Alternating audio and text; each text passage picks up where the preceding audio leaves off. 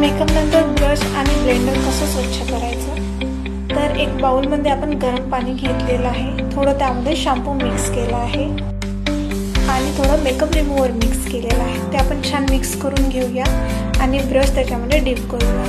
Brush पाहू शकता कसे आहे, तर यामध्ये आपण गोल फिरवून हे छान डिप करून घ्यायचे आहे. तसेच ब्लेंडर सुद्धा छान डिप करून आपण त्याला स्वच्छ करून घेऊया. छान स्वच्छ झालेले आहे. ब्रश असे बाहेर काढून त्याला छान पुसून घेऊ शकतो. त्यामध्ये काही डस्ट असेल किंवा आय शॅडो वगैरे असेल किंवा फाउंडेशन असेल ते आपण असं काढून घेऊ शकतो. त्यानंतर आपण हे पूर्ण ब्रश या पायातून काढलेले आहे. पाणी बघा कसं झालेलं आहे. स्वच्छ पाणी एकदा परत घेऊन त्यामध्ये परत एकदा ब्रश टाकलेले आहे आणि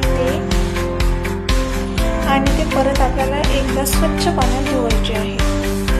यामुळे ब्रशमध्ये राहिलेला डस्ट आहे तो सुद्धा निघून जातो. आणि आपण याला आता टॉवेल ड्राय करत आहे.